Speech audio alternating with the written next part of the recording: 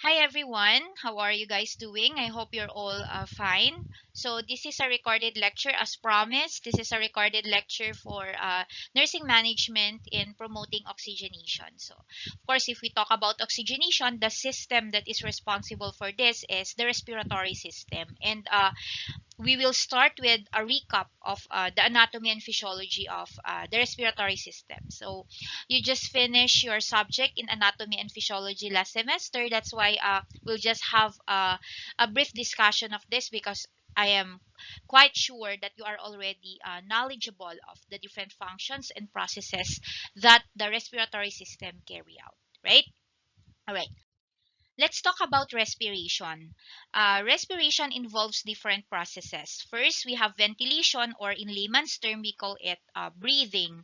So, ventilation involves the movement of air going into and out of the lungs. It's very important that we promote adequate airway. Okay, in order, or an open airway rather, in order to promote ventilation. So if there is an adequate ventilation, it means that there is also adequate amount of oxygen that goes into the lungs, and the body will not have any problem eliminating carbon dioxide. Okay, another process is gas exchange. So gas exchange takes place in first the lungs, and the second one, gas exchange also takes place in tissues. So let's talk about gas exchange that takes place in the lungs. Okay, so gas exchange specifically takes place in the alveoli of the lungs. Okay, so the oxygenated blood, the oxygenated meaning it carries more carbon dioxide than oxygen. Okay, so this deoxygenated blood is being pumped by the right side of the heart to the lungs. We call this pulmonary circulation, right? So from the right side of the heart, or specifically your right ventricles, it pumps blood going to the lungs. So this deoxygenated blood will now give off its carbon dioxide content and will absorb oxygen. Okay, so once the blood will or has absorbed oxygen molecules, okay, it's already called oxygenated blood. So from the lungs, it travels back to the heart, and the left side of the heart, specifically your left ventricle, will now pump this oxygenated blood to the different systems of the body. Okay, so um, the blood is also responsible in carrying out this third function involved in respiration, which is transport of gases. So the blood, which has the ability, specifically your red blood cells, which have the ability to carry, okay, or to bind with oxygen, okay, will transport these oxygen molecules to the different cells of the body. So we know very well that in order for our cells to function, they need energy in the form of ATP. And the production of energy, of course, is through metabolism. Okay, the process of metabolism means the conversion of absorbed nutrients into energy, or into ATP. Okay, so metabolism needs or requires oxygen in order to take place. Okay, so um, this blood will now transport, okay, or will now supply the cells of the body with oxygen. Okay, at the same time, okay, there is another gas exchange that takes place in the tissues naman. So we have capillaries in the tissues. Okay, so uh, when the blood reach the capillaries of these tissues, it will give off its oxygen molecules. Okay, so the cells in the body will absorb them. Okay, will absorb these oxygen molecules and will use them in metabolism. And this blood, upon giving off its oxygen molecules, will absorb carbon dioxide. So the byproduct, or we can call it waste product, because the body will no longer benefit from it, or uh, it has no longer use in the body. Okay, uh, carbon dioxide. Okay, so the byproduct or waste product of metabolism one of its byproduct rather, or one of its waste product is uh, carbon dioxide. Okay, so uh, the the blood will now absorb this carbon dioxide. So once again, the blood becomes deoxygenated. So it goes back to the heart, okay, the right side of the heart, and it will be pumped into the pulmonary circulation. So in the lungs, mangyayari ulit yung cycle na yan, magkakaroon ng gas exchange wherein the blood will become oxygenated upon absorbing oxygen. Okay, and of course, the carbon dioxide that was given off by the blood in the lungs, okay, will now be eliminated from the body during exhalation. Okay, so yan, ulitin natin, the process of respiration involves ventilation, meaning we need to promote an open airway in order that adequate oxygen will enter the lungs, and the body will have an easy elimination of carbon dioxide. Okay, of course, it involves the process of inhalation and exhalation. Okay, so another one is gas exchange. Gas exchange takes place in the lungs, specifically in the alveoli. Okay, and it also takes place in the tissues, specifically in the capillaries. Okay, so another one is transport of gases. So this transport of gases is carried out by the blood, wherein oxygen is being supplied or transported to the cells of the body to be used during metabolism or production of energy, and the blood is also responsible in carrying carbon dioxide back to the lungs for elimination. Okay, these are the different functions of the respiratory system. We have gas exchange, regulation of blood pH, voice production, olfaction, and protection.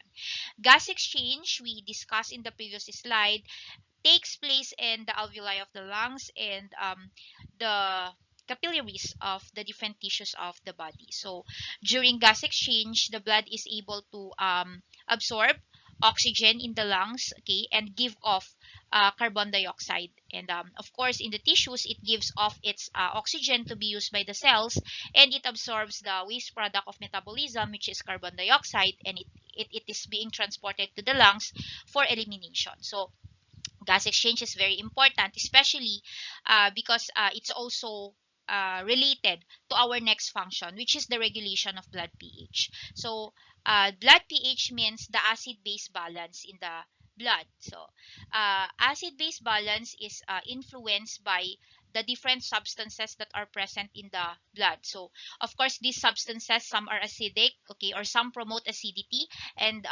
some neutralizes this acidity. They are basic, okay, as we call them.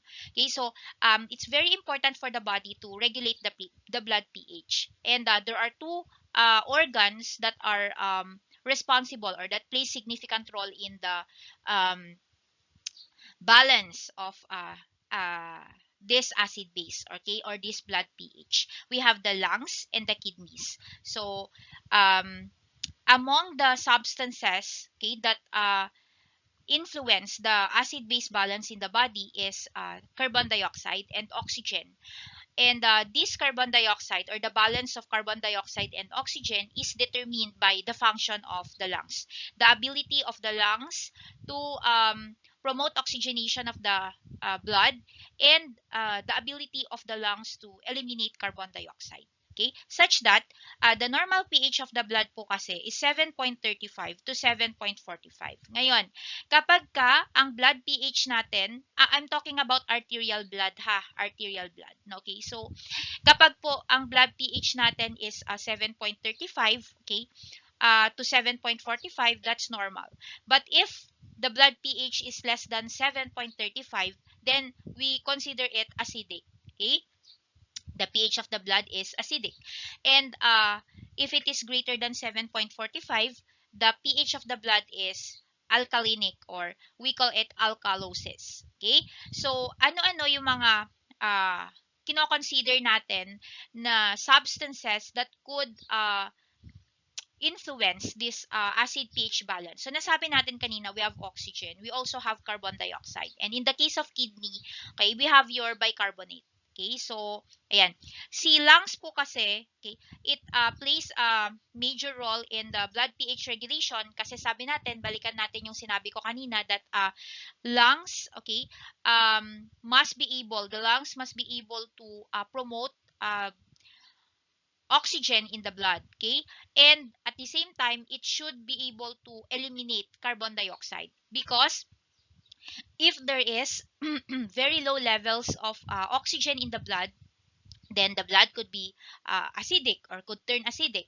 At the same time, if there is build up of carbon dioxide, if the lungs, for example, is not able to eliminate excess carbon dioxide in the body, then this carbon dioxide could promote acidity of the blood. Okay, so yun, that's how important the function of the lungs is. Because if the blood becomes too acidic because of the buildup of carbon dioxide, okay, what happens is that it becomes toxic to the cells and these cells could die or could not function properly. So, magkakaroon ng organ damage kapag hindi agad na-address the problem with blood pH. At the same time, it's not also healthy for the cells to have a very basic environment or yung alkalinic masyado yung blood. Okay, so the blood has to be between 7.35 to 7.45 pH to create, okay, a good environment for the cells, okay, for these cells to function properly. In the case of kidneys po, pag-aralan lang natin, although syempre it's not part of the respiratory system. Si kidneys po kasi, ayan, it excretes acidic component. So, most of the waste products in the body are acidic, and the kidneys, of course, are responsible for the elimination of these acidic components through the urine. Okay, so another one is for the kidney, it produces bicarbonate. Okay, so si bicarbonate po kasi it promotes or it neutralizes the pH of the blood. It promotes a basic environment. Okay, so if there is increase in bicarbonate in the blood, then nai-increase din niya yung blood pH natin. Okay, so that's the role of the kidneys. Okay, ma-appreciate natin to kapag later on napag-aralan ninyo yung ABG natin or tinatawag nating arterial blood gas. So this arterial blood gas is a test being done to test the blood pH of the body. Okay, so yan, uulitin natin, blood pH, okay, is maintained by two organs. We have the lungs and the kidneys. The lungs, of course, is responsible in maintaining the balance of oxygen and carbon dioxide in the body so that it promotes oxygenation of the blood. If the blood is oxygenated, okay, then wala tayong problema. But if the blood is unoxygenated and if there is increase in the circulating carbon dioxide in the body, dun tayo nagkakaproblema because carbon dioxide, especially if it mixes with a water component, it could turn into acid, okay, which promotes, syempre, obviously, the acidity of the blood. Okay? So, ulitin ko, the normal blood pH is 7.35 to 7.45 and in blood pH, we have key players na tinatawag. You have your oxygen, carbon dioxide, and bicarbonate. Okay? Of course, your oxygen and carbon dioxide are, the balance of this is dependent on the function of the lungs and the bicarbonate is being produced by the kidneys. Okay? So, ayan. Meron tayong mga iba't ibang condition with regard to blood pH. We have respiratory acidosis, respiratory alkalosis. Kapag ang problema is with the lungs, like for example, there's acidity of the blood and the cause of the acidity of the blood is because the body is not able to eliminate carbon dioxide. Okay? So, ano ang nangyayari dito? Ang nangyayari, nagkakaroon ng buildup ng carbon dioxide, nagiging acidic yung blood. So, tawag natin dyan, you have your respiratory acidosis. And kapag naman there are instances wherein nagkakaroon tayo ng hyperventilation. Okay? Kapag kasi nagkakaroon tayo ng hyperventilation, nagkakaroon ng increase in respiration.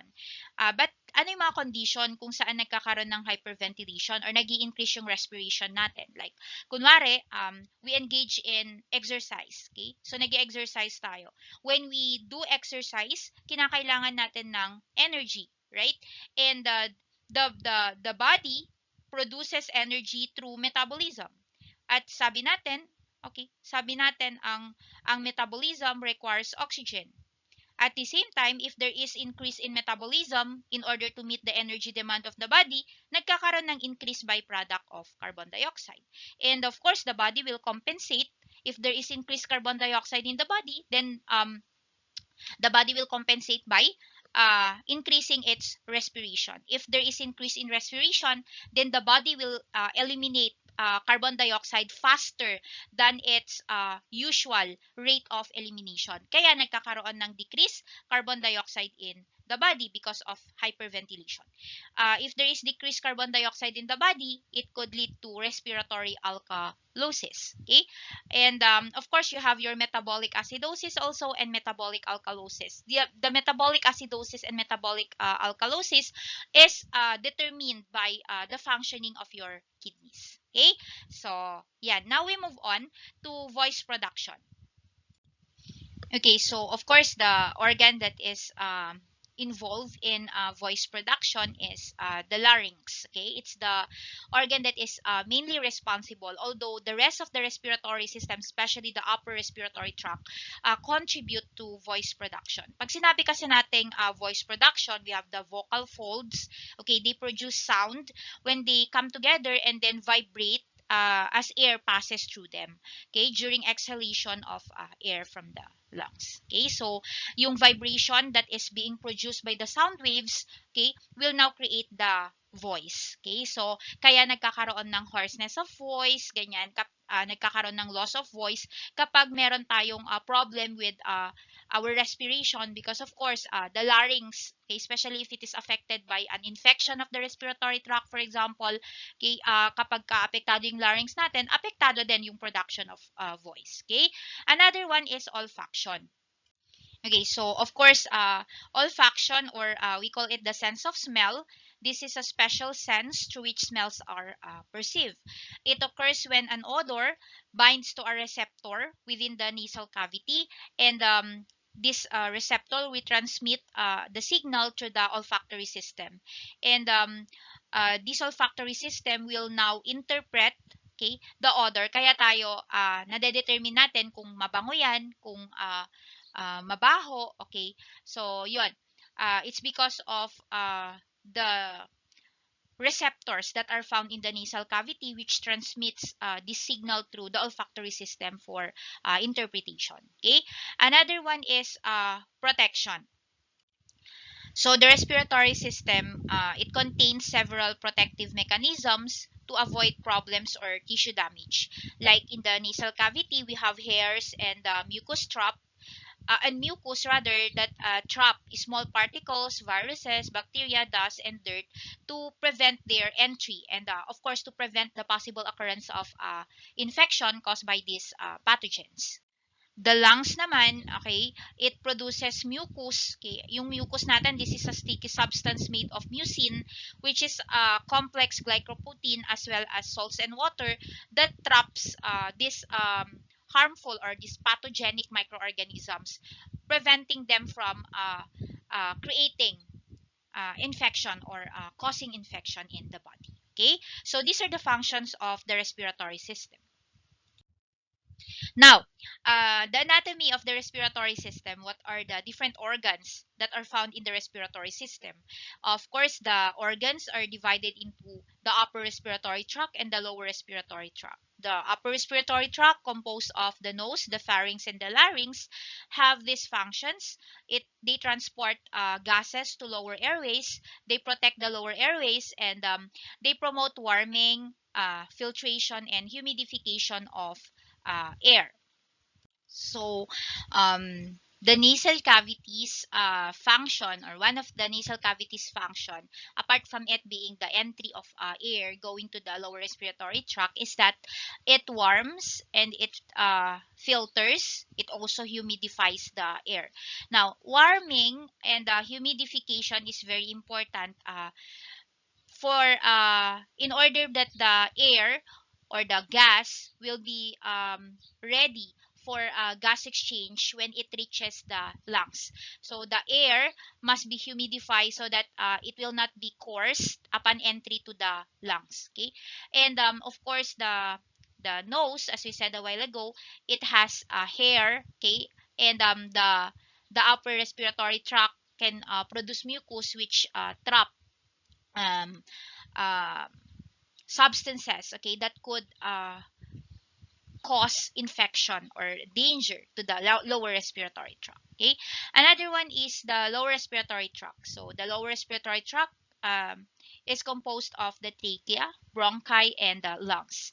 So the main functions of the lower respiratory tract organs are clearance mechanism. So they have coughing mechanism.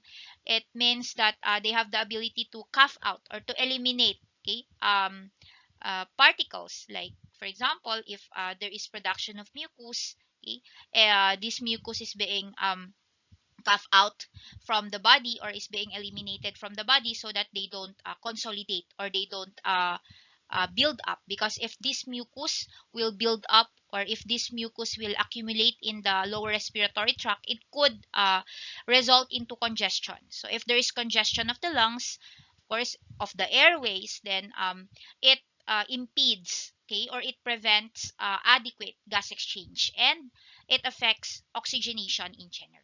Okay? And another one, immunologic response. So sabi natin kanina, yung lungs natin, it is capable of promoting inflammatory response, such that if there is a foreign body or if there are microorganisms, pathogens that enter the lower respiratory tract, na-stimulate yung inflammatory response ng katawan. So one of this is the production of mucus, and this mucus traps this um, pathogens, okay, so that they can be coughed out or they can be eliminated from the body without causing infection. Another one is exchange of gases. So the main function actually of the lower respiratory tract is the exchange of gases, particularly in the alveoli. So the blood is being oxygenated because of the respiratory system, specifically your alveoli. Okay? And of course, during gas exchange, sabi natin, the carbon dioxide is being left in the lungs, and during exhalation, it's being eliminated. Okay?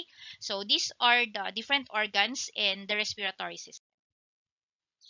Next are the factors affecting oxygenation. So we have physiological factors, decreased oxygen carrying capacity, hypovolemia, decreased inspired oxygen concentration, increased metabolic rate, developmental, lifestyle factors such as nutrition, hydration, exercise, smoking, substance abuse, stress, and environmental factors. So let's start with your physiological factors.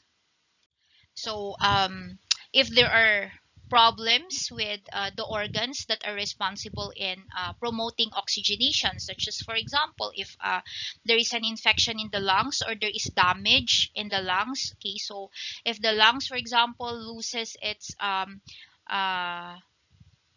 elasticity, such as it it does not or it cannot accommodate adequate gas, okay, so the oxygenation is affected. Or for example, if the alveoli are damaged, then gas exchange cannot take place. Of course, if the gas exchange cannot take place, then it follows that the blood is not nourished or is not well oxygenated. If the blood is not oxygenated, then how can it transport or how can it supply the cells of the body with oxygen, right? So this is one physiologic factor if there is a problem with the respiratory system. Another one if it's there's a problem with the cardiovascular system.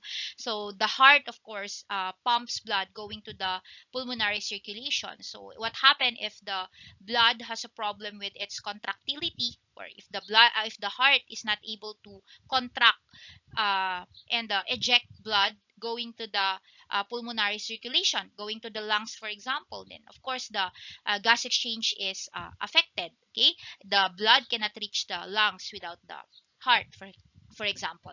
Another one is the blood. Okay, yun na yung second factor natin. It decrease oxygen. If there is decreased oxygen carrying capacity, then oxygenation is affected. So, alin ba yung may oxygen carrying capacity? We have the red blood cell, right? Specifically your hemoglobin. So, yung oxygen po kasi it binds with the hemoglobin, okay? And the hemoglobin is a component, of course, of the red blood cell. So, if there is decrease in the levels of red blood cell or decrease in the level of hemoglobin, then there is a problem or there will be a decrease in the oxygen carrying capacity. So even if we have adequate ventilation, okay, even if there is adequate oxygen going into the lungs, if there is a decrease in the levels of red blood cell or hemoglobin, then gas exchange is affected. Oxygenation is also affected. Okay.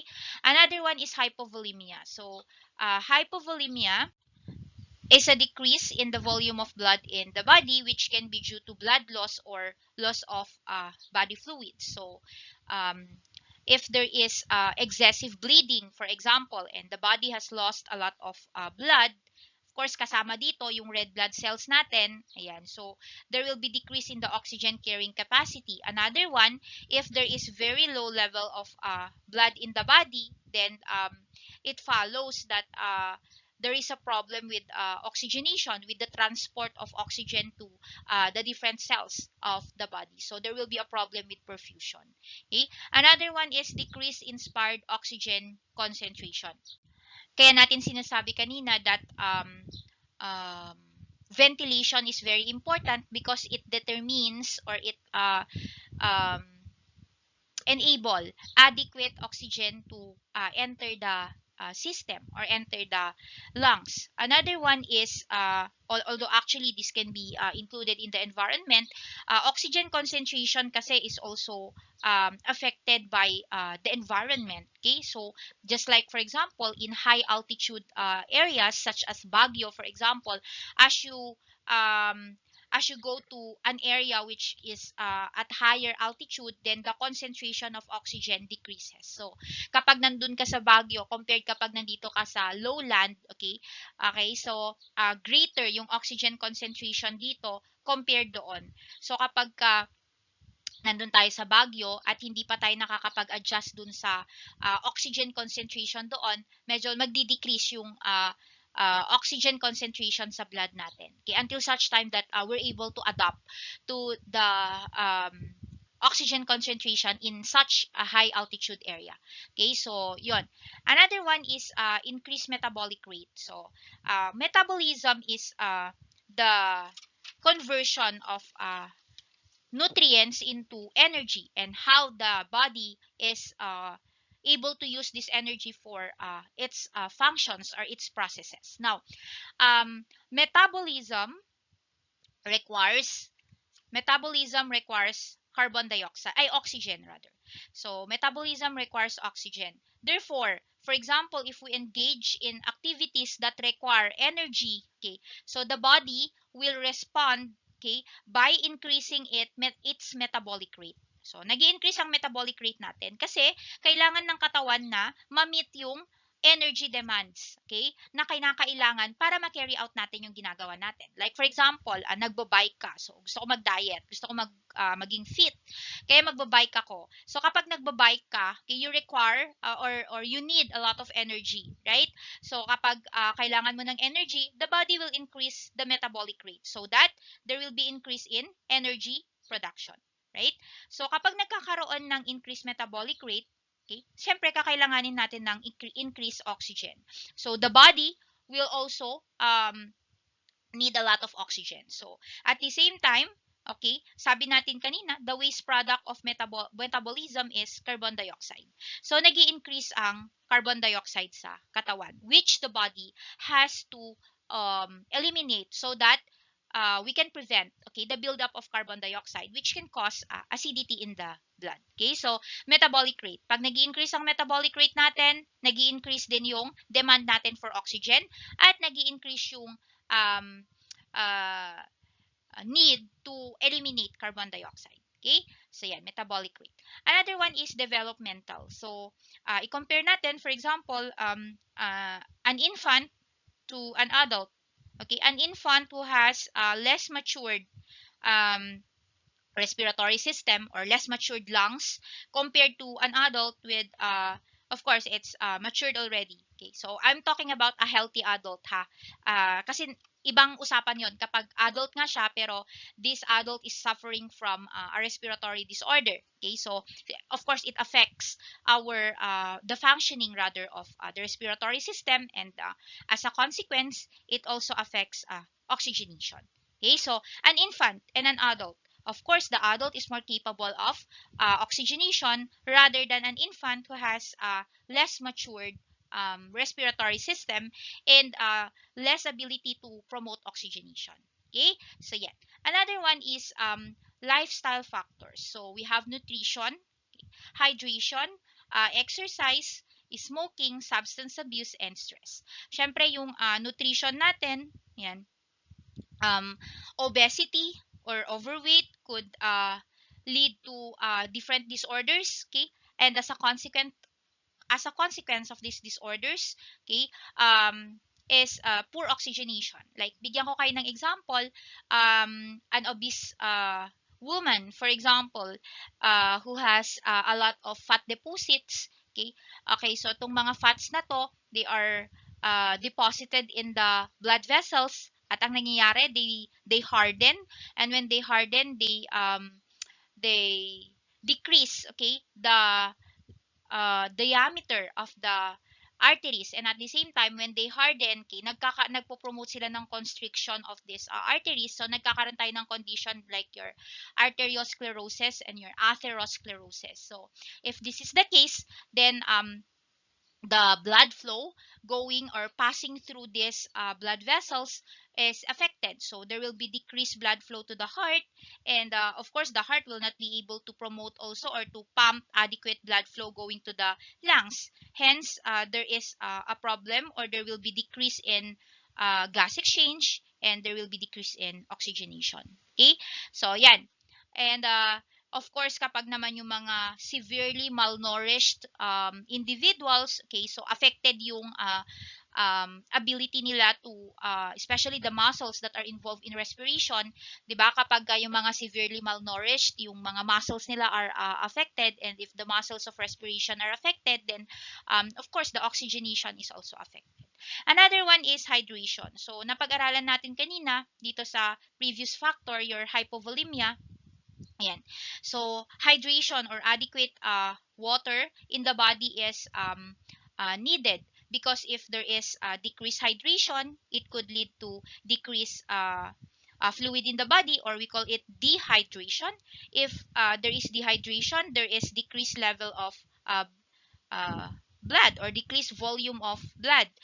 Bakit, paano nangyari yun, ma'am? Remember, yung concept niyo ng blood is not only made up of blood cells. It's also made up of plasma. And majority of the component of your plasma is water. So if there is decreased fluid in the body, then the volume of the blood is also affected. So adequate hydration is necessary. Another one, exercise. I-relate natin yung exercise sa metabolic rate. Sabi natin kanina, kapag nag-exercise tayo, ano nangyayari? It requires energy, hence the body will increase its metabolic rate, and an increased metabolic rate requires increase in oxygen levels, and of course an increase in the metabolic rate results into increase in carbon dioxide levels, right? Hence they affect the oxygenation. Another one is smoking. This is smoking, substance abuse, and stress. Okay, they can lead to several disorders. Your smoking, for example, um, can damage the lungs, okay, and if the lungs is damaged, of course oxygenation is greatly affected. Okay, substance abuse, of course, like your cocaine, okay, they also pose a threat to the respiratory tract. Okay, and stress increases the need for metabolism. It increases energy usage. Therefore, if there is increased metabolic rate, balikan ulit natin, there is increased demand for oxygen. And of course, we have environmental. Of course, we get oxygen from our environment. So if there is a decreased quantity and quality of oxygen in our environment, then it could also affect, okay, our oxygenation. Okay, so these are the factors affecting oxygenation. Now, uh, these are the alterations or abnormalities in respiratory functioning. So we have hypoventilation, hyperventilation, and hypoxia. Let's define them. We have hypoventilation. It occurs when the alveolar ventilation is inadequate to meet the oxygen demand of the body or eliminate sufficient carbon dioxide. Okay, so if there is hypoventilation, there is decreased oxygen. Okay, and at the same time, there is also increase in carbon dioxide. Okay, if we have hyperventilation, it is a state of ventilation in which the lungs remove carbon dioxide faster than it is produced by cellular metabolism. So in other words, kapag ang hyperventilation kasi, this is a response of the body in trying to eliminate excessive carbon dioxide, okay, from the system. Okay, so if for example there is increase in metabolic rate, then nagkakaroon tayo ng hyperventilation. So kaya yun, hinihingal tayo. Kasi yun yung compensatory mechanism ng katawan para tanggalin yung carbon dioxide, which is a waste product of metabolism nga, na sinasabi natin. So differentiating between the two, if we say hypoventilation, there is decrease in oxygen, okay, and increase in carbon dioxide in the system. If there is hyperventilation, then it could result into increase in oxygen and decrease carbon dioxide in the system. And of course, we have hypoxia. Hypoxia, and I would like to add hypoxemia. Pag sinabi nating hypoxia, there is inadequate tissue oxygenation at the cellular level. At pag sinabi naman nating hypoxemia, there is decreased concentration of oxygen in the blood. So, if there is decreased concentration of oxygen in the blood, then it could affect perfusion of tissues with oxygen, and it could also lead to hypoxia. So, differentiating between the two, pag sinabi nating hypoxia, the tissues are not oxygenated well, okay? Or there is poor oxygenation of the tissues. Pag sinabi naman nating hypoxemia, there is decreased concentration of oxygen in the blood, okay? So, we now go to the assessment of client with respiratory disorders. First, of course, we get the history of the patient. Okay, we ask the reason or the chief complaint of the patient in seeking for healthcare. Okay, another one is we determine the health when the health problem has started, how long it lasted, if it was relieved anytime, and how relief was obtained. So, for example, a patient suffered from difficulty of breathing, and the person came to your hospital. So, you assess the patient in the emergency room. If it's possible, okay, you ask the patient or the significant others when the difficulty of breathing started, how long did it happen, okay, or did the patient experience this difficulty of breathing, and if it was relieved, okay, what are the things that help the patient to relieve this difficulty of breathing, and at what time did the relief happen. Okay, we also collect information about precipitating factors, duration, severity, and associated factors or symptoms. Like for difficulty of breathing, we assess what are the factors that may have caused the problem of the patient. Okay, so for example, if the patient has comorbidity, like for example, the patient has lung disease, chronic lung disease, COPD, for example, so it could be a precipitating factor. And also if the patient has been exposed to other disorders that could have affected the respiratory tract, then these are precipitating factors that we need to know so that we can address the problem. Okay, we also of course ask for the duration, the severity, and associated factors or symptoms. So apart from difficulty of breathing, what other symptoms or signs have you observed or have you experienced? Okay, so sasabihin ng pasyente, apart from that, I have chest pain, okay, I have dizziness, okay, and I have nausea and vomiting. So these are symptoms or signs that we have to consider, okay, in order to determine where the problem is. Okay, assess risk factors and genetic factors that contribute to the condition, and assess the impact of signs and symptoms on the patient's ability to perform activities of daily living. So how does it affected, how does this symptom or this sign or this manifestation affected the condition of the patient or in carrying out his or her activities of daily living. Okay, and so these are the common signs and symptoms associated with respiratory disorders. We have dyspnea, or the difficulty or labored breathing, shortness of breath to any constant recurring irritant. Okay, so another one is cough. This results from the irritation of mucous membrane anywhere in the respiratory tract. It may arise from infectious process and from airborne irritants such as smoke, dust, and gas. Another one is sputum production. So sputum production is a consequence of the inflammatory response of the body, wherein if there is an inflammation caused by an infection, for example, the lungs, okay, the cells of the lungs, okay, will now meron kasi tayong tinatawag na goblet cells sa lungs natin. So, they increase the production of mucus in order to trap, okay, these pathogens, okay, and in order for it to be killed and to be eliminated from the body, okay. Another one is chest pain. So, chest pain may be associated with respiratory disorders. It can also be associated with cardiac disorders, okay. So, hindi siya exclusive for respiratory disorders lang, because if there is also decreased oxygenation in the tissues of the heart, we call that ischemia, okay, then it could also lead to a condition called angina pectoris, which is chest pain, okay. But for respiratory disorder, chest pain could be felt as sharp, stabbing, and intermittent, or maybe dull, aching, and persistent, okay. So chest pain that is related to respiratory disorders may be due to poor oxygenation. It may also due to a damage in the lungs or the respiratory tract. Okay. Another one is wheezing. Wheezing is a high-pitched musical sound heard mainly on expiration. So this could be due to bronchoconstriction or airway narrowing. So wheezing is produced. This is a sound that is produced when there is narrowing of the airway. So a condition called your COPD or chronic obstructive pulmonary disorders, such as your chronic bronchitis or your emphysema, could lead to the narrowing of the airway and bronchoconstriction. So, pag sinabi nating bronchoconstriction, okay, the bronchial, okay, or the respiratory tract constricts. And if it constricts, of course, there is decreased diameter in the airway. Okay, if this is the case, then there is decrease in um, or the movement of air in the respiratory tract is affected. Okay, so yung wheezing, okay, usually it's heard kapag nag-auscultate tayo or kapag malala talaga yung narrowing ng airway, pwedeng marinig natin without auscultation.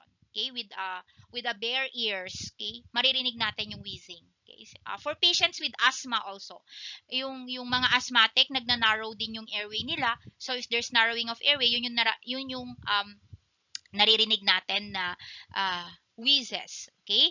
So, yan. Next meeting, I will be showing you a video of adventitious breath sounds. So, kasama dan yung wheezes, kasama dyan yung rails or your crackles. Okay? Yan. Another one is clubbing fingers. So, clubbing fingers is found in client with chronic hypoxic condition. It may be due to chronic lung infection and malignancies of the lungs, and it is described as sponginess of the nail bed and loss of nail bed angle. So, yung clubbing fingers, this is a manifestation of poor peripheral perfusion. Ano yung poor peripheral perfusion? Ibig sabihin, nagdi-decrease po yung oxygenation doon sa peripheries natin. As a consequence, okay, if there is poor oxygenation in our nail beds, okay, kaya nagkakaroon ng uh, um, alteration in the angle of the nail bed. Kaya nagkakaroon ng clubbing of fingers. Okay? Another one is hemoptysis. Hemoptysis is expectoration of blood from respiratory tract. Ito yung coughing out of blood na tinatawag natin, a symptom of both pulmonary and cardiac disorder. So, just like your chest pain, hemoptysis can also be a manifestation of other disorders apart from respiratory disorders. Okay? Another one is cyanosis, which is the bluish discoloration of the skin. So, cyanosis is a late sign of hypoxia. So, if the tissues are not well oxygenated, then they may turn into bluish. Okay, we call that cyanosis. So, if there is prolonged hypoxia, okay, it could lead to shock or death. Okay, cyanosis is only manifested or is only observed when there is only 5 gram per deciliter, or there is already 5 gram per deciliter of unoxygenated hemoglobin. Okay?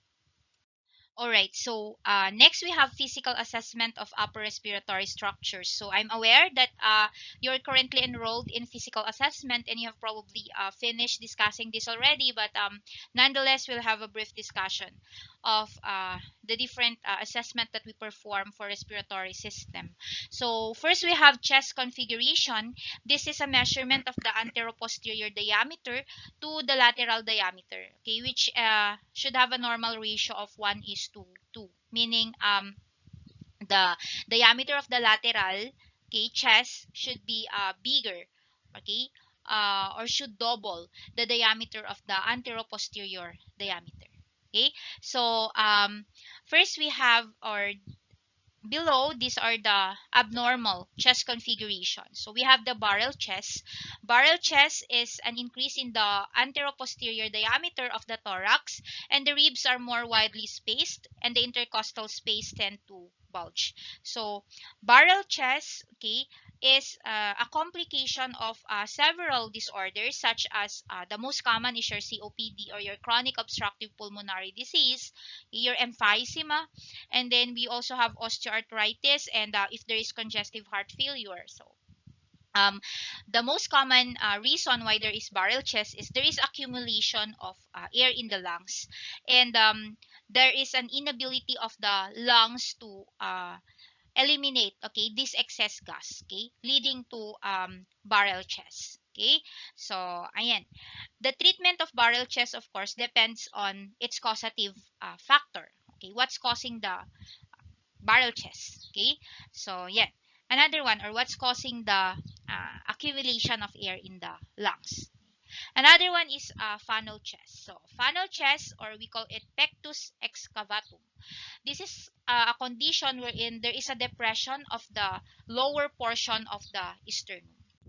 So some children are born with the condition, okay, funnel chest, wherein the child's breastbone is pressed inwards, okay, and they have a dip between their ribs. So kapag ganito, nagkakaroon ng depression of the breastbone, okay, so tendency is the expansion of the lungs is also affected, and there will be difficulty of breathing. Okay, so yan.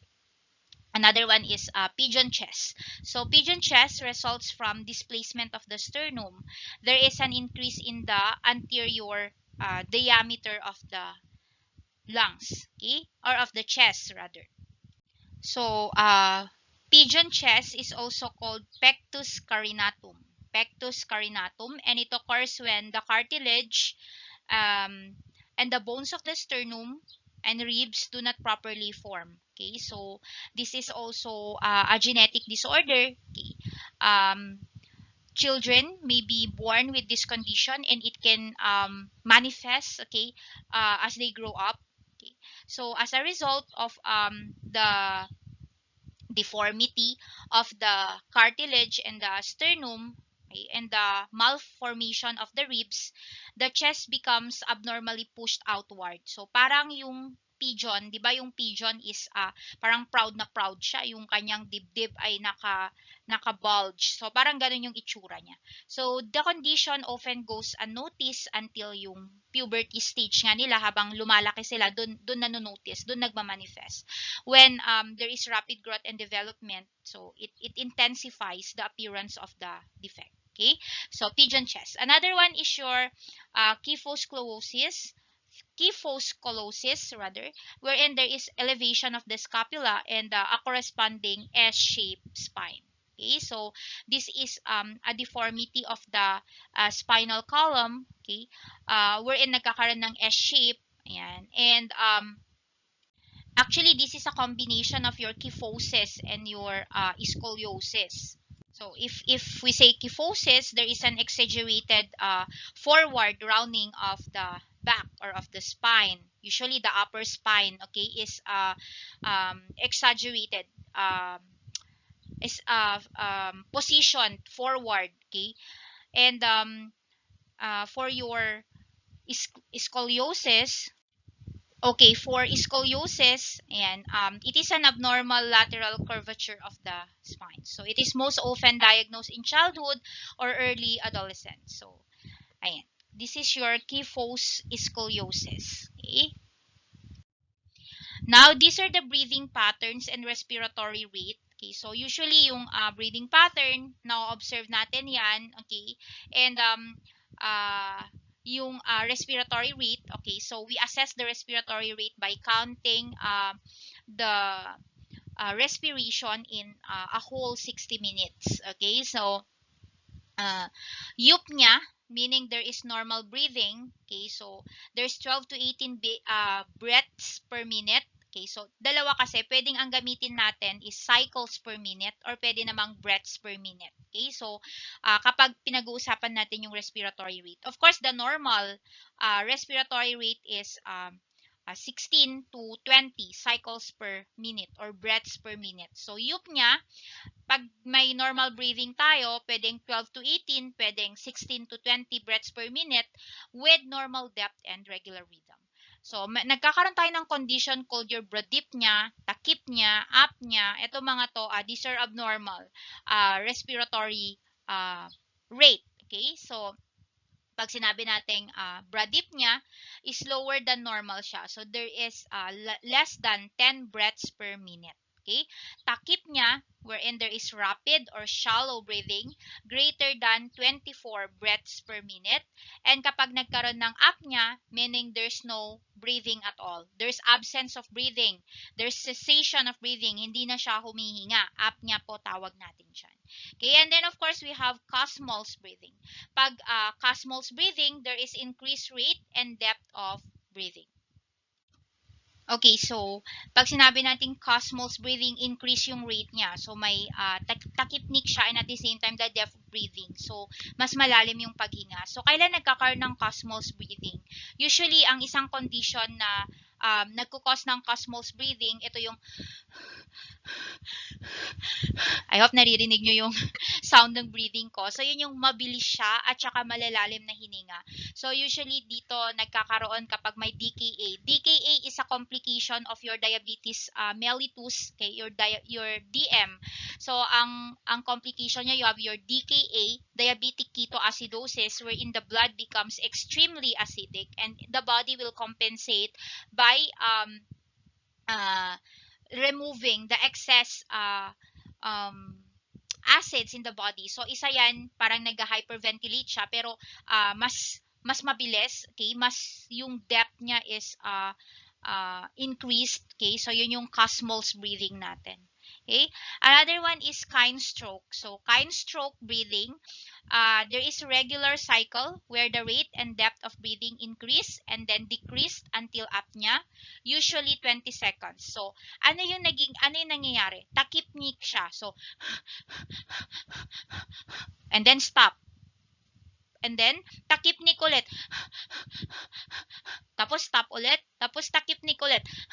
Meaning, tachypnic, mabilis na paghinga, rapid breathing, and then apneic, totally walang breathing, and then tachypnic ulit, then totally walang breathing, and then tachypnic ulit, and then flat line, totally wala na talagang breathing. So, usually ito yung isang sign kapag may impending death, okay, kapag mamamatay yung isang tao, okay, nagkakaroon siya ng kind stroke breathing. So, tachypnic, big sabihin, rapid breathing, and then it would stop, okay, for around 20 seconds, and then hihinga ulit siya ng mabilis, tachypnic ulit, and then magi-stop ulit, walang breathing for around 20 seconds, and then another tachypnic episode, and then totally wala na, magsisess na yung breathing.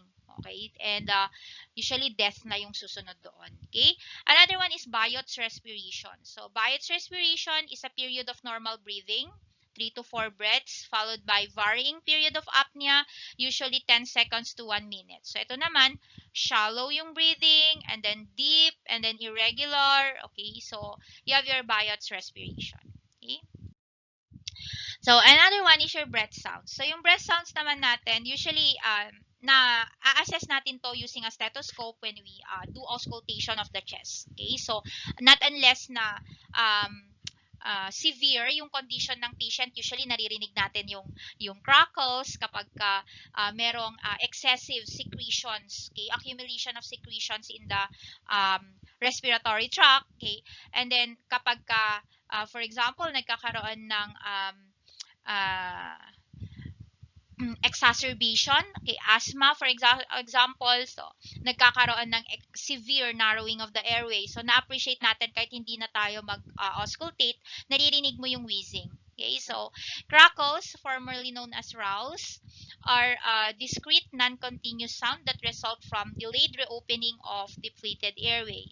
So there's soft high pitch sound, high pitch sound heard during inspiration.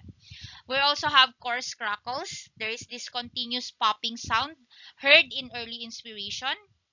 A harsh, moist sound originating in the large bronchi.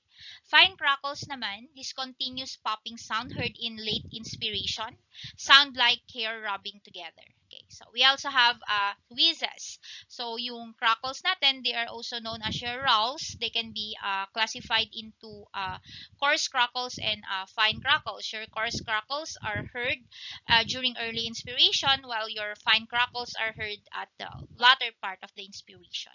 While your wheezes, they are also called your rhonchi. We have sonorous and we have sibilant. For your sonorous, these are deep, low-pitched rumbling sound heard primarily during expiration. It's caused by air moving through narrowed tracheobronchial passage. We also have sibilant wheezes. This is continuous, musical, high-pitched, whistle-like sound heard during inspiration and expiration caused by air passing through narrowed or partially obstructed airway. They may be cleared without coughing. Okay. Another one is friction rubs. These are harsh crackling sound like two pieces of leather being rubbed together, heard during inspiration alone or during both inspiration and expiration. So usually, kapag crackles, ang naririnig natin siya kapag may retained secretions. Kapag may retained secretion, pag maplema, okay, pag maplema, yan, may crackles tayo or may rowels. Kapag naman wheezes, kapag may narrowing of airway, like for example, may asthma, may COPD, for example, emphysema, for example. So, naririnig natin yung wheezes. This sound is a result of the air passing through a very narrow airway. Okay, so yun yung pagkakaiba ng crackles natin and your wheezes. And of course, your friction rubs. Okay, so yung friction rub natin, it's also called your plural rub, okay, or plural friction rub. So this is caused by inflammation of the airway. So if there is inflammation of the airway, okay, nagkaroon ng movement during inspiration, for example, okay, naririnig yung plural rub sound, okay? So, yan.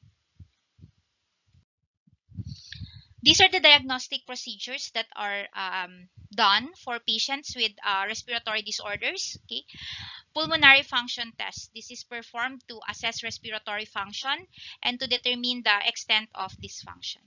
Generally performed by a technician using spirometer that has a volume collecting device attached to a recorder. It measures lung volume, ventilatory function, and the mechanics of breathing, diffusion, and gas exchange. So, pulmonary function test results are interpreted on the basis of the degree of deviation from normal. And then, ito yung sinasabi ko sa inyo kanina, your arterial blood gas. So, the arterial blood gas levels are obtained through an arterial puncture at the radial, brachial, or femoral arteries. So, kumukuha tayo ng blood from the arteries, tinetest natin siya para ma-detect natin yung blood pH level. So, madedetermine natin yung blood pH, whether the blood is too acidic or if the blood is too alkalosis or alkalinic rather.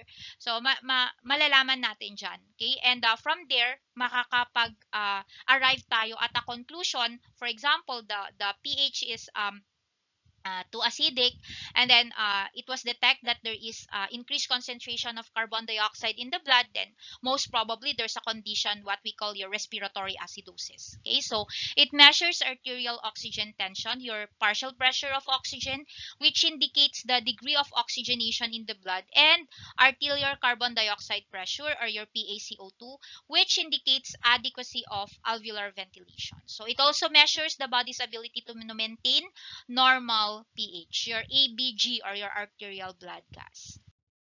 Okay, so these are the normal values. So sabi ko sa inyo kanina nung nagdi-discuss tayo, let me use this one. Okay, sabi ko sa inyo kanina, meron tayong key players. So ano yung key players natin? We have bicarbonate, we have carbon dioxide, and we have oxygen. Okay, so usually, and then of course we have the pH. Yan. Sabi natin normal pH is your 7.35 to 7.45. So it indicates a normal acid-base balance. Now, your bicarbonate is regulated by your kidneys. Okay, so it is being regulated by the kidneys. Okay, and your oxygen, of course, and your carbon dioxide levels, obviously, it's regulated by the lungs. Okay, so the normal PaO2, okay, or the concentration of carbon dioxide should be 35 to 45 mmHg. This is the partial pressure of your carbon dioxide in the blood. So, this would indicate adequacy of alveolar ventilation. It means that the lungs is able to eliminate carbon dioxide. Okay. Another one is your oxygen. So the oxygen should be 80 to 100 mmHg. The partial pressure of your oxygen should be 80 to 100 mmHg, and it represents oxygen dissolved in plasma. So it represents, or it reflects the concentration of oxygen into the blood, how the blood is able to bind with oxygen molecules and transport it to the different cells, okay, for perfusion. And then of course we have the SaO2, or we call it your oxygen saturation. Okay. So it should be 95 to 100%. So this is the saturation of hemoglobin with oxygen. It means that how many percent of the hemoglobin in the blood is binded to oxygen, or how many percent of hemoglobin has oxygen binded to it. Okay, so that is your SaO2. Actually, yung SaO2 ninyo, or your the oxygen saturation, yan. And we also call it your concentration, or it reflects the concentration of oxygen in the blood. Pwede natin nung makuha your SaO2 sa paggamit din ng pulse oximeter. So mamaya we'll also discuss. Okay, so ito yung nade-detect. So kukuha sila ng blood sample natin. That's your arterial blood, and then titignan nila yung pH niya. Then, ititignan din nila, i-check nila yung bicarbonate content niya. And then, of course, the pressure, partial pressure of your carbon dioxide, your oxygen, and your oxygen saturation. So, in this way, we'll be able to determine the pH of the blood. Okay. Now, ito yung sinasabi ko sa inyo kanina, your pulse oximeter. So, the pulse oximeter measures the SaO2. SaO2 means the saturation of oxygen. So, yung SaO2 natin, it is being expressed in percentage. Okay, so the normal value of your SaO2 is 95 to 100%. Sorry, the normal value of your oxygen saturation is 95 to 100%. Anong ibig sabihin? Ano ang nire-reflect ng oxygen saturation? Bakit percentage ang ginagamit natin? Kasi pag sinabi nating SaO2 or oxygen saturation, it measures how many percent of the total hemoglobin in the blood has oxygen attached to it, or has oxygen content, or has oxygen molecules binded to it. Okay, so yon, tinitingnan niya. And then paano ginagawa? So a probe or a sensor is attached to the fingertip, forehead, earlobe, or bridge of the nose. So portable lang to. Actually, share ko lang, during this pandemic daw sa Manila, for example, di ba, nagkakaroon kasi ng problem with hospitals, they can no longer accommodate patients. So, sariling sikap sila, yung mga tao. So, kapag na-diagnose, may family member sila na na-diagnose ng COVID, ayan, ang complication kasi niyan is pneumonia. So, ang ginagawa nila, bumibili na lang sila ng sarili nilang pulse oximeter para monitor nila yung oxygen saturation sa katawan. And that would determine, or that would give them the idea of the condition of the patient. Kasi syempre, kung mababa yung pulse, kung mababa yung oxygen saturation mo, ibig sabihin, decrease ang oxygen sa katawan, nagkakaroon ka ng hypoxemia. So kapag nagkakaroon ka ng hypoxemia, most probably nagpo-progress yung sakit mo kasi nga ang pinaka-complication ng COVID natin is pneumonia, di ba? And if there's pneumonia, there's a problem with gas exchange. Now, Ah, ang pulse oximeter, it gives you an idea of the oxygen saturation. And if there is very low oxygen saturation, then it would give you the notion that there is poor oxygenation in the body. If there is poor oxygenation in the body, of course, yun yung magsasabi sa'yo that the person needs oxygen therapy, or that the person needs to be given oxygen support. Okay, so especially if the oxygen saturation is below 95%, so kakailanganin niya ng oxygen support kasi ibig sabihin yung katawan hindi niya na kayang mag provide ng adequate oxygenation. Okay, so yan nga, value less than 85% indicates that the tissues are not receiving enough oxygen. Okay, so your pulse oximetry. Ulitin ko, your pulse oximetry gives us an idea of the oxygen saturation, or ang acronym natin dyan, okay, is your SaO2. Your oxygen saturation, it measures the concentration of oxygen in the blood. So it is being reflected in percentage. Bakit? Kasi if we say oxygen saturation, it measures how many percent of the total hemoglobin levels in the body have oxygen molecules attached or binded to it. Okay, so the normal value should be 95% to 100%. If the value is 85%, it indicates that the tissues in the body are not receiving enough oxygenation. Okay, so next we have chest x-ray. So pag sinabi natin chest x-ray, alam na alam nyo to, normal pulmonary tissues are radiolucent, may reveal densities indicating pathologic process, taken after full inspiration because the lungs are best visualized when aerated. So of course, the chest x-ray would give a visualization of the lungs. Okay, so tinitignan niya if the lungs is normal. Okay, so yung appearance ng lungs would give us an idea of its condition, right? So kapag yan, madami masyadong air, so nakikita dyan kapag may fluid accumulation or nagkakaroon ng congestion sa lungs, nakikita din through chest x-ray. Okay, if there is deviation in the position of the lungs, so it can be manifested in the x-ray. So we also have pulmonary angiography. So it is most commonly used to identify thromboembolic disease of the lungs. It involves rapid injection of a radio-opaque agent into the vascular of the lungs for radiographic study of the pulmonary vessels. And then of course, we have cultures. Throat cultures may be performed to identify organism responsible for pharyngitis. Like for example, pharyngitis kasi this is an infection of the pharynx. So, if this is the case, so that malalaman natin ano yung gamot na ibibigay sa patient. Okay. So, nagpapatest tayo. Nagtutrot culture. So, they get a sample of a secretion, okay, or a fluid from the pharynx, and then tinetest nila yan. Okay, and then tinitingnan nila what organism is causing the infection, and then ano yung suitable na antibiotic na pwedeng ibigay para sa ganun ay matreat yung infection. And of course, we have sputum studies. This is used to identify pathogenic organism and to determine whether malignant cells are present. So, malignant cells meaning we can detect cancer cells, okay, the presence of cancer cells by sputum studies. Expectoration is the usual method for collecting sputum specimens. So we give the patient a specimen container. Usually maliit lang siya. This is sterile, and then this container is sterile, and then we advise the patient to cough out. Usually early in the morning bago pa siya kumain. Okay, so pinapa-cough natin yung patient, and then kino-collect natin yan, and then we send it to the laboratory for testing. Specimen is obtained early in the morning. Ito yung sinasabi ko kanina. After they have accumulated overnight.